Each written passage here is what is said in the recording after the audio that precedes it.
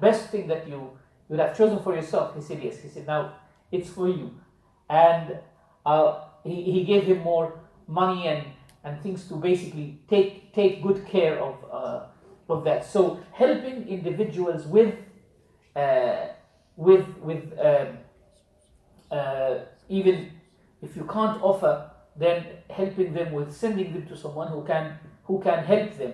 They also mention another story of a scholar who was visited by someone who asked for some form of help, and he said, go to such and such village and tell so and so, because of this thing that the qadi, because of that relation that you have with the judge, he's asking you to help me. And that person went, and he basically sent him to one person. Because he went to that specific person, that person took him to another 30 individuals. He came back with like a fortune. So seeking help for individuals is a form of mercy to fulfill their needs. Showing, if you can't, then make dua for that individual. And if you can't, at least showing sadness for what this person is going through. It's not a good quality at all to speak in front of people who are not healthy, or someone who's received the news, for example, that he has cancer or has got a form of illness, to speak in front of them about health, or to brag about how healthy you are or how healthy your family is. It's not merciful to speak in front of people who have no children, for example, or have no opportunity to have children, to talk in front of them about how beautiful your children are or how successful your children are. It is not merciful at all to talk about people who have no homes, about how spacious. That tafakhur, that boasting, that bragging is a sign of absence of mercy, because the Prophet ﷺ, this is so merciful. The Prophet ﷺ said in a lengthy hadith about the rights of your neighbor. He said, and if you buy fruits, take it secretly to your house, if you are not planning to gift some to your neighbor. So firstly, you should gift some. If you have no plans to gift some of what you have bought, whether it's fruits or anything, to your neighbor, then take it secretly. And then the hadith continues, وَلَا تُخْرِجَنَّ وَلَدَكَ بِهَا لِيَغِضَ وَلَدَ. Don't let your children go out holding it to in front of his children.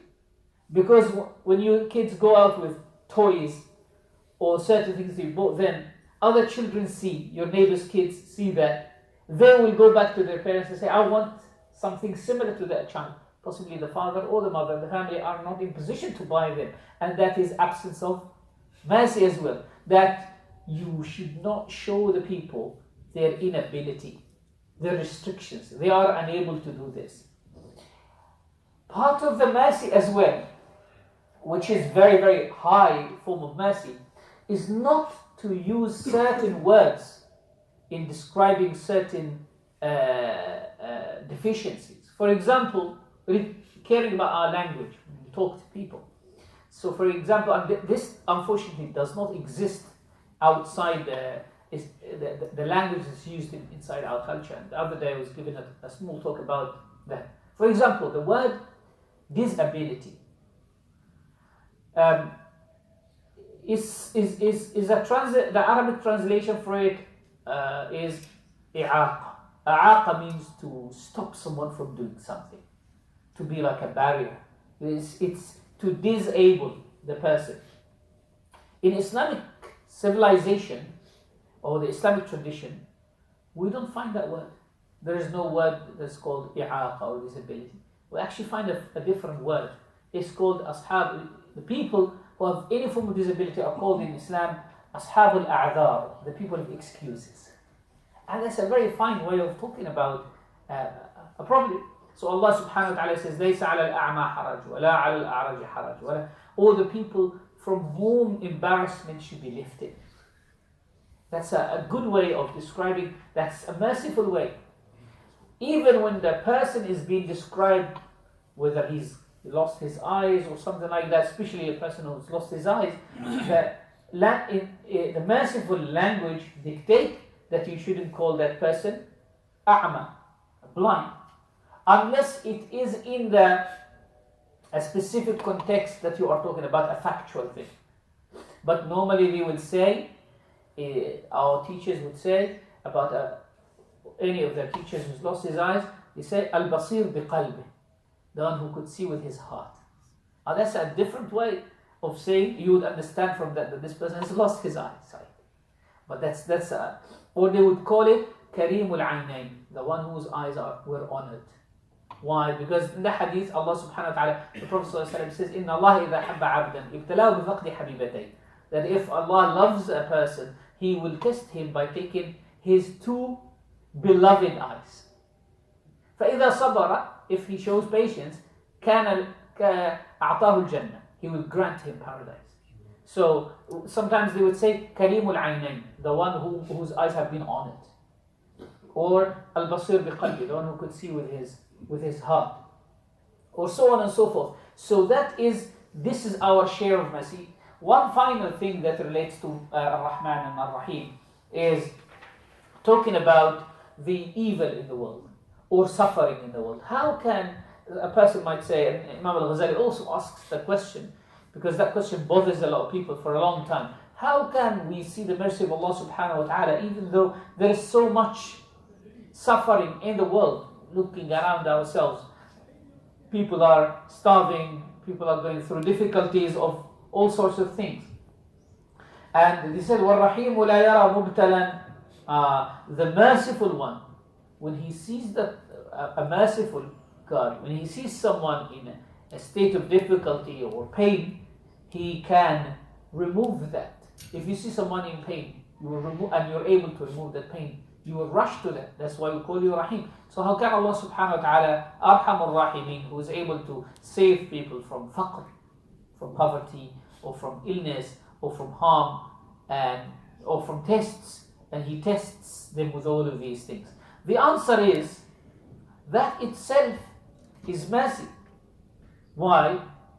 Because when we talk about mercy and what qualifies as mercy, we need to understand that our minds are limited to encompass the complete meaning of mercy, to comprehend it. And Al-Ghazali rahimahullah says, a little child his mom might be so merciful towards him. Therefore, let's say back in the days, cupping, bloodletting was a way of treatment, and it is a way of treatment. So, or let's say today, injection, for example. A mother might be so merciful towards the child that she doesn't want him to have an injection. Why? Because he will cry.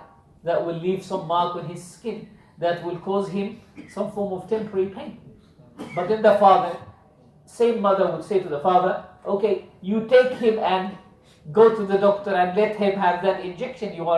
And the father thinks, the father will do that. Al-Ghazali rahimahullah says, وَالْجَاهِلُ, an ignorant individual, will think that the mother is the merciful and the father isn't. How can he take his child and see him in pain like that? But the aqil, a wise individual, will know that perfect mercy is to take that temporary pain for a long benefit, a long-term benefit. So, and in fact, the mother is an enemy in the guise of a friend. That mother who's apparently is merciful. It's like you might be merciful towards your child, that every time they ask for sweets, you give it to them. And I said, okay, give them, don't make them feel deprived. But a wise individual will say, no, we would rather deprive them or make them feel deprived for the sake of saving their teeth or for the sake of maintaining their health. Remember that Al-Ghazali rahimahullah says, الألم القليل إذا كان سببا للذة الكثير لم يكن شرا. Like little pain that leads to immense benefit is not evil. It looks like one, but it is not in reality. So if we look at any evil in this world, if we lift up that little barrier or this little cover of evil, you will realize, or if we take that evil away, that benefit that lies in combination with that evil will stop.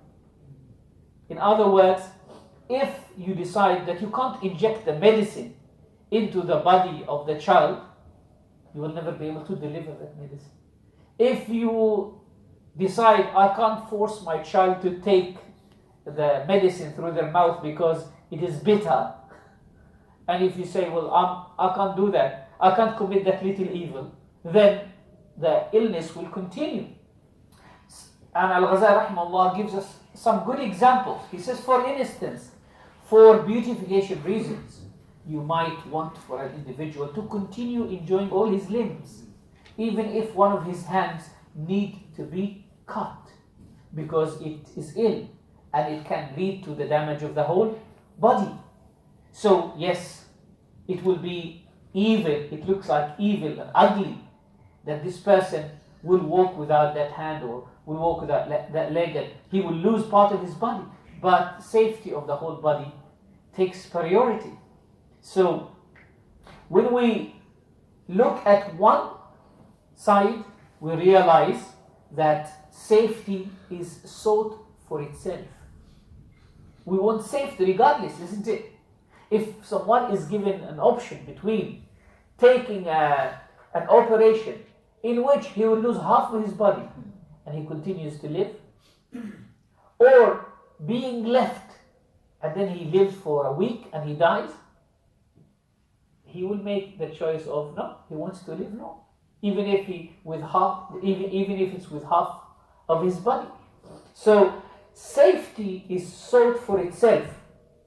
Cutting, that example, cutting the hand is required for something else. It's not, we're not cutting for the sake of cutting. We're cutting to save. Just like, for example, when a criminal who has killed people, is very dangerous, is imprisoned, will restricting his movement is not for the sake of restricting the movement, it's for the sake of the safety of the society. It's for the sake of even stopping him from harming himself by committing more atrocities. So you might be seeking that evil not for the sake of evil. So both of them are, as Imam Al-Ghazali rahimahullah ta'ala says, one and the other, both of them fall within the irada of Allah, the will of Allah subhanahu wa ta'ala. The will of Allah is directed sometimes to think because of itself, and sometimes because of the thing as a means to something else. That's why He subhanahu wa ta'ala said, Rahmati sabaqat ghadabi. My mercy precedes my anger, my wrath. So Allah subhanahu wa ta'ala's mercy is meant for itself. But His wrath is not meant for itself, because He does not revenge subhanahu wa ta'ala. Because revenge means you are unable to, someone has stepped over your boundaries, and therefore you want to take that back to you, and no one can actually step over the boundaries of Allah subhanahu wa ta'ala. So when Allah subhanahu wa ta'ala says, my mercy precedes my wrath, His mercy is meant for itself, His wrath is meant for something else. So if we say that there is mercy and there is evil in the world, we should understand that underneath every evil there is mercy that the minds cannot actually comprehend completely, and that is because of the limitations of our minds.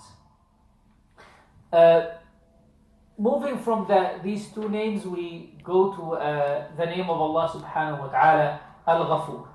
And Al-Ghafur, the continually merciful, is a name that comes in combination with another two names that take from the same stem. One is Ghafir, and the other is Ghaffar. Allah subhanahu wa ta'ala says in the Quran, فَقُلْتُ اسْتَغْفِرُوا رَبَّكُمْ إِنَّهُ كَانَ غَفَّارًا. Nuh alayhi salam was commanded to say to your people, seek the forgiveness of your Lord, for He is Ghaffar. In another ayah, Allah subhanahu wa ta'ala says, Hamim, and then He says subhanahu wa ta'ala, غَافِرِ الذَّنْبِ, the one who forgives sin. And in many places in the Quran, Allah subhanahu wa ta'ala says, وَهُوَ الْغَفُورُ الرَّحِيمُ غَفُورٌ شَكُورٌ. So the difference between these is purely linguistic in essence. Ghafir, on the scale of fa'il, which is a subject noun, means someone who forgives one time. When you commit a sin, Allah subhanahu wa ta'ala forgives. The one who is able to forgive one time. Ghaffar means someone who forgives every time you commit a sin. Every time you do something that requires forgiveness, Allah subhanahu wa ta'ala will grant you that forgiveness. Ghafoor means someone who forgives multitude of sins of different types and whose forgiveness is always there.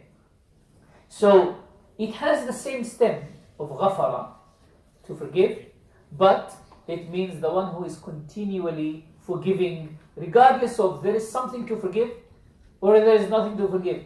Whether you seek the forgiveness or you don't seek that forgiveness. Whether your sin is within what you think of as being forgiven or outside what you think of as being forgiven. Because remember, sometimes people will commit a sin and think that no one can forgive. And that Allah subhanahu wa ta'ala will not forgive that. It's so big to you. Allah subhanahu wa ta'ala teaches us through some hadith. The Prophet says that on the 15th of Sha'ban, Allah forgives everyone except the one who thinks that Allah cannot forgive. No.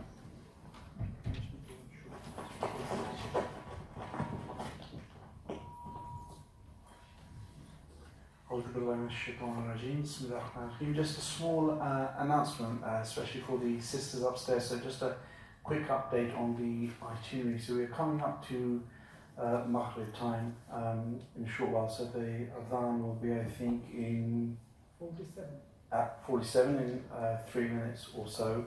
After Maghrib, inshallah, we will continue with the final session until 6:30.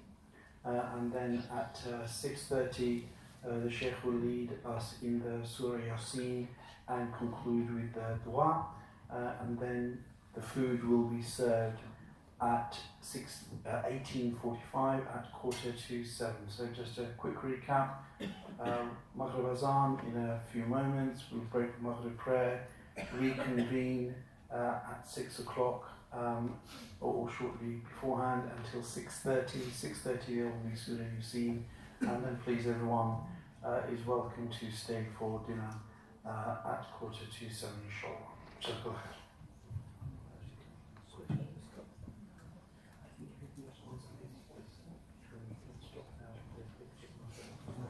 So there is a question here.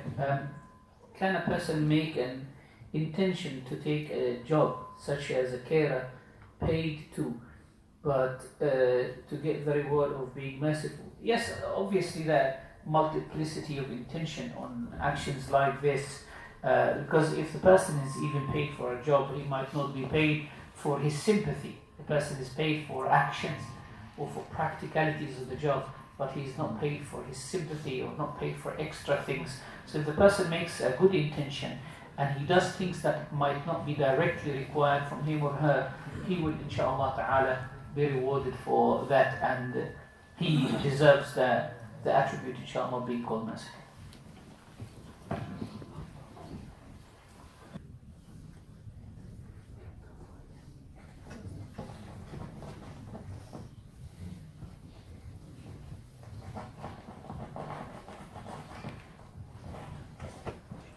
أعوذ بالله من الشيطان الرجيم. بسم الله الرحمن الرحيم. الحمد لله رب العالمين، وصلى الله على سيدنا محمد وعلى آله وصحبه وسلم تسليما كثيرا إلى يوم الدين. اللهم اجعل علينا رحمتك وافتح علينا بركتك، اجعلنا من عبادك المحبوبين يا أرحم الراحمين.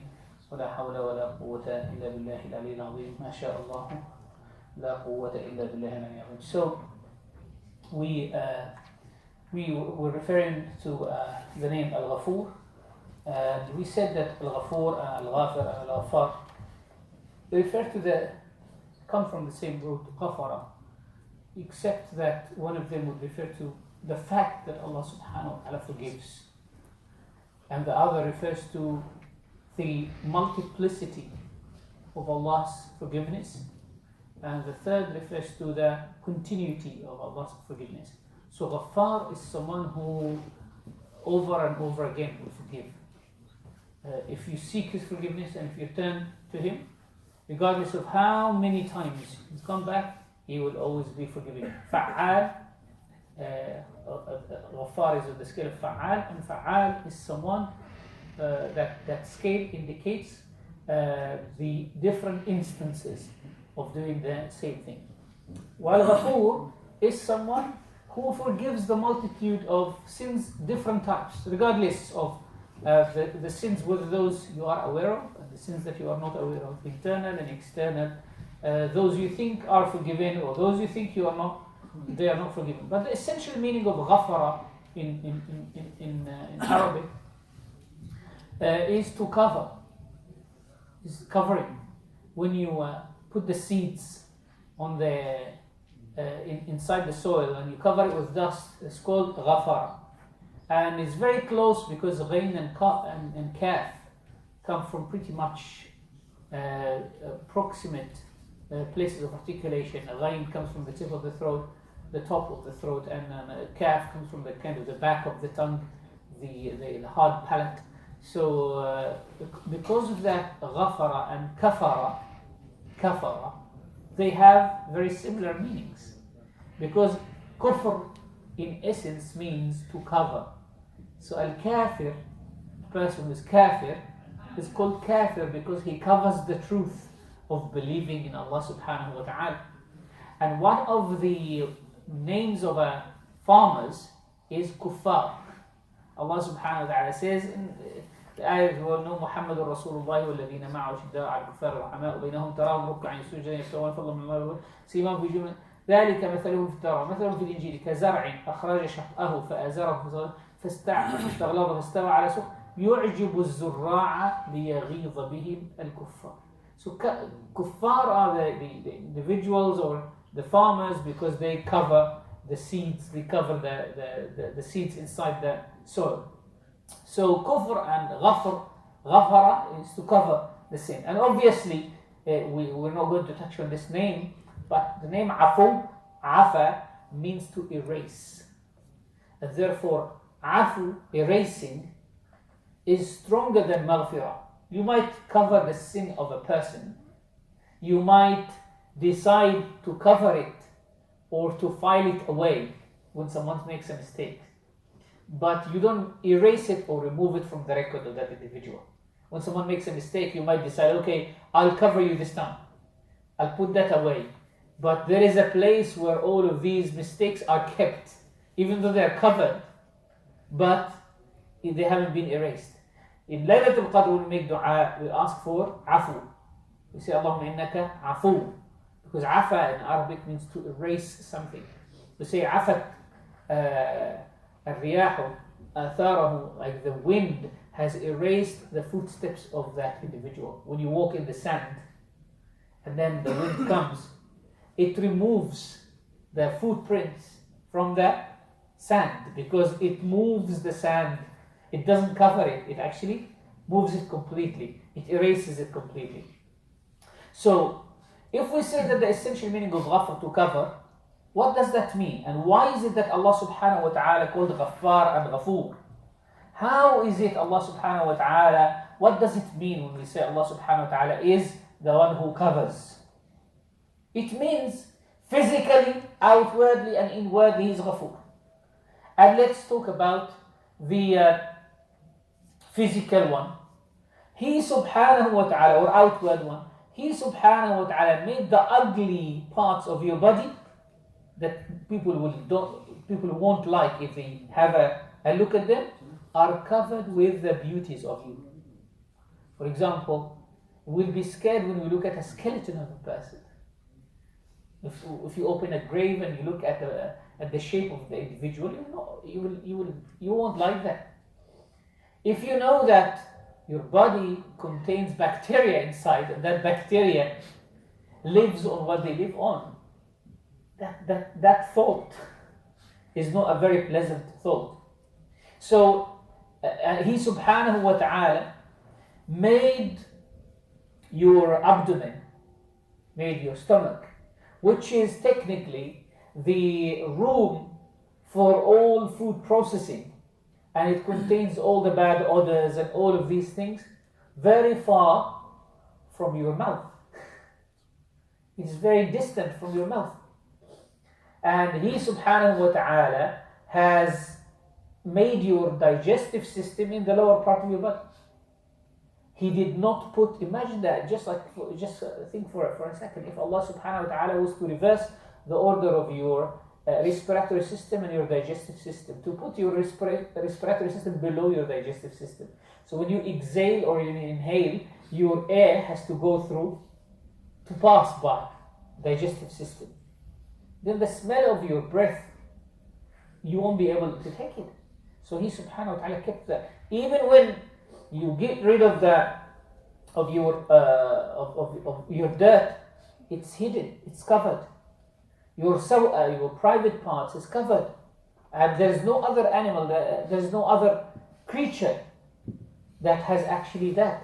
Allah subhanahu wa ta'ala, of all creatures, He taught human beings how to cover themselves. يا بني آدم قد أنزلنا عليكم in Surah Al-A'raf. يا بني آدم قد أنزلنا عليكم. O sons of Adam, we have revealed upon you, we have sent down to you libasan, clothes. يواري سوآتكم وريشا. We taught you how to cover. It's something that Allah subhanahu wa ta'ala taught Adam and taught Eve how to cover.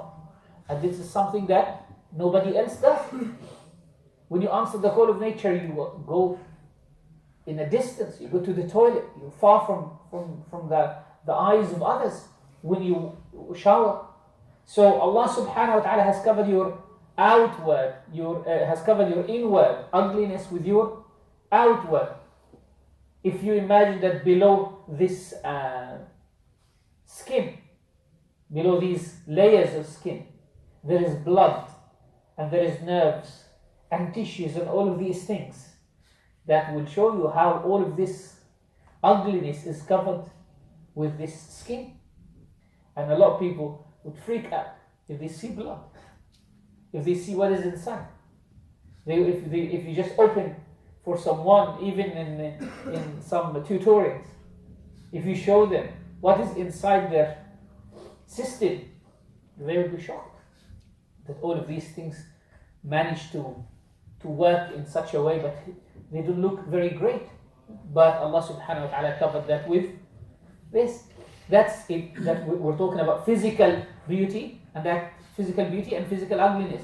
Now even inwardly, Allah subhanahu wa ta'ala made the place, the depository of thoughts, because thoughts normally would be good thoughts and bad thoughts, but as human beings insinuated by shaitan, our thoughts are more or less, many of them are bad. He made that so hidden inside your heart that you can't read someone's thoughts by just looking at their face. In fact, He covered that with beautiful and eloquent language. That someone might have bad thoughts inside, but he's so eloquent that he praises you outside. So He's covering his bad thinking of you by the sweet language that He uses to talk about you.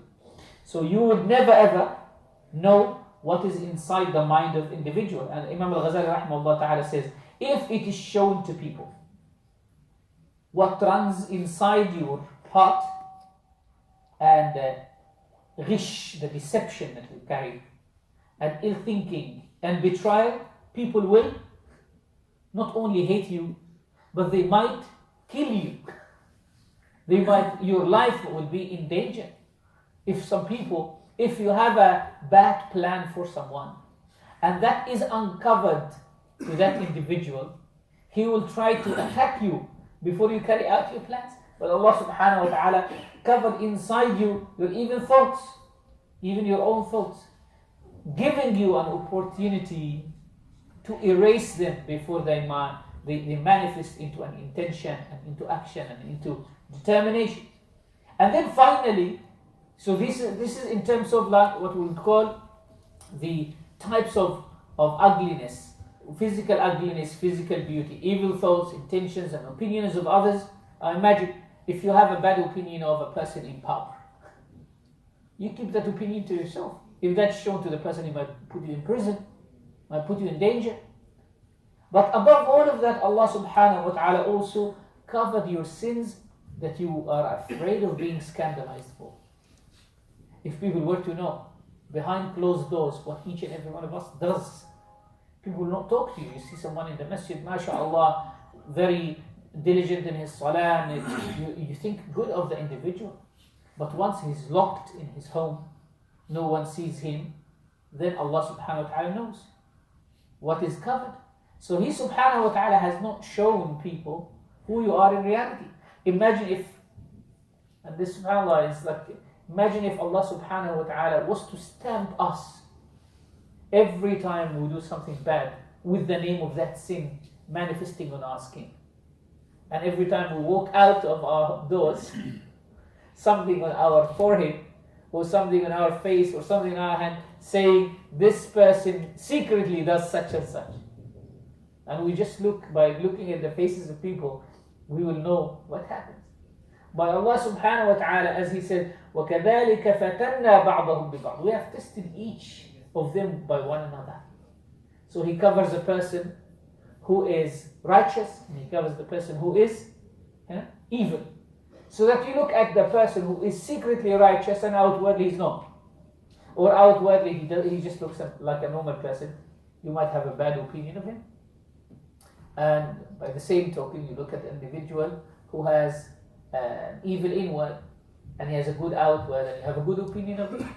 So Allah subhanahu wa ta'ala tests you in that. So that is telling you, don't judge a book by its cover. Don't judge people by how they look.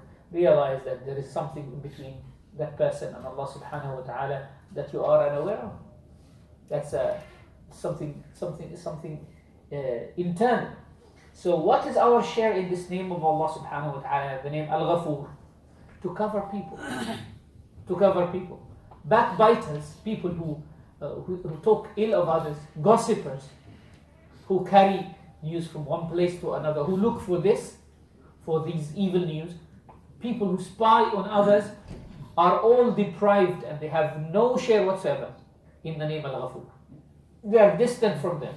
Because how can someone who is busy uncovering another individual, or whether he's uncovering them in front of others, or helping in the uncovering by disseminating the gossips, or trying to break into people's privacy, trying to break into the sitr, the cover, the concealment that Allah subhanahu wa ta'ala has placed around people, how can they be called, related to the Ghafur subhanahu wa ta'ala? The Prophet sallallahu alaihi wasallam says, he who covers a believer, Allah will cover him on the day of Qiyamah. And subhanallah al-azim, this is quite interesting, that the ulama and the salihin who understand this name, they cover even a sinful individual even after he has committed the sin. Why? Because it's safer to make a mistake and let the person escape with the punishment, especially if it's something to do with Allah subhanahu wa ta'ala, not involving the rights of people, rather than to get this person scandalized. They mention also story of one of the judges who was very, very merciful and forgiving, that one day